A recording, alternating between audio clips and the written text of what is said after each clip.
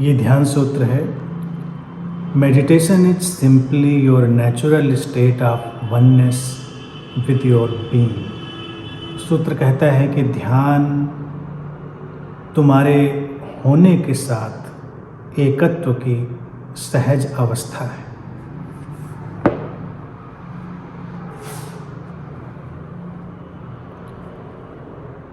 Natural state of oneness, कोई अतिरिक्त प्रयास नहीं किया, ये तो है।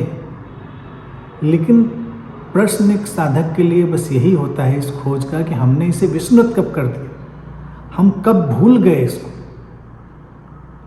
हमारा जो होना है, हमारी जो बीइंग है, हमारी जो सत्ता है, हम तो उसके साथ एकत्व में हैं ही, होना ही चाहिए। लेकिन मनुष्य के भीतर उसके विकास क्रम में एक स्प्लिट, एक विभाजन पैदा हो गया, एक बिखराव पैदा हो गया और वो अपने से ही दूर चला गया। अब ये बात बड़ी रोचक है कि क्यों अपने से दूर गया और क्यों वो अपनी वननेस में नहीं रहा। ये अस्तित्व के रहस्यों में से एक घटना है। कई बार स्वयं के निकट आने के लिए स्वयं से दूर जाना भी जरूरी होता है, आवश्यक होता है। तो ये दूर जाना कोई बुरा नहीं है। अपनी उस वननेस को भूल जाना, विस्मृत कर देना बुरा नहीं है, लेकिन दूर जाकर लौट आना आवश्यक है। तो सूत्र इसीलिए बड़ी स्पष्टता से बात कहता है कि ध्यान और कुछ भी नहीं, वो केवल एक नेचुरल स्टेट ऑफ वननेस है। तो ये जो विभाजन था, ये अलगाव और बिखराव आया था, इसका रियलाइजेशन हो, इसका अनुभव हो, हम इसको देखें।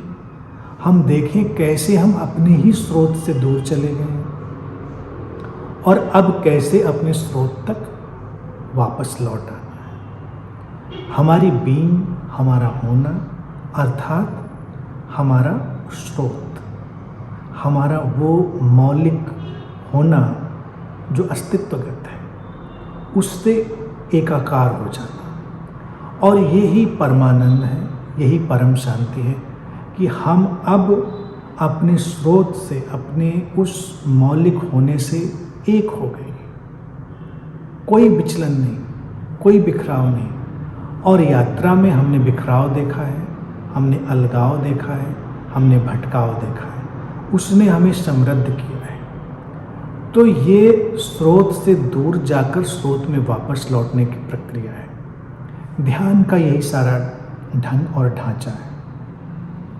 दूर हम जाते हैं और पास भी आते हैं। दूर जाने से घबराना नहीं है, अलगाव से घबराना नहीं है।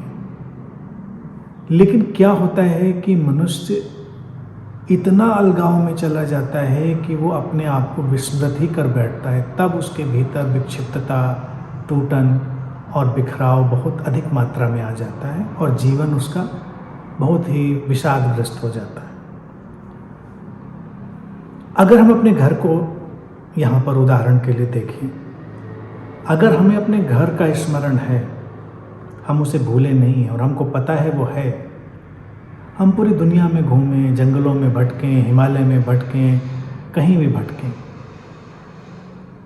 लेकिन हम बहुत परेशान नहीं होते, क्योंकि हम आश्वस्त होते हैं कि हम वापस अभी घर लौट सकते हैं और वहाँ जाकर विश्राम में होंगे। लेकिन अगर हम इस भटकाव में कभी ये भूल जाएं कि कहीं कोई हमारा घर भी था, या हमारा घर ना रहे, भौतिक जगत में तो ये भी संभव है, लेकिन कल्पना करो वो हमें याद ना रहे किसी कारणवश, तो जब हम भटकेंगे तो बहुत ज़्यादा दुश्चिंता होगी। हमारा फिर किसी भी तरह का जो बिखराव होगा बहुत ज़्यादा परेशानी का कारण बनेगा। किसी भी तरह की जो आश्वस्ति है, शांति है, वो हमारे भीतर नहीं होगी। वही चीज़ हमारे साथ हमेशा विद्यमान है। हमारा स्रोत, हमारा होना, वो हमारा ऐसा घर है जो शाश्वत है, हमारे साथ विद्यमान है, हमारा वो होना।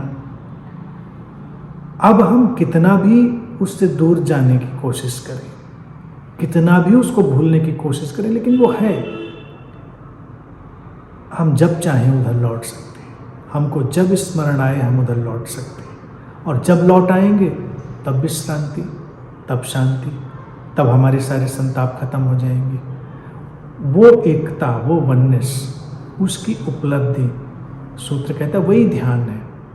लेकिन इस तक आने के लिए हम अपने इस विभाजन के जो धारा पैदा हुई है उसके प्रति जागृत हो जाएं।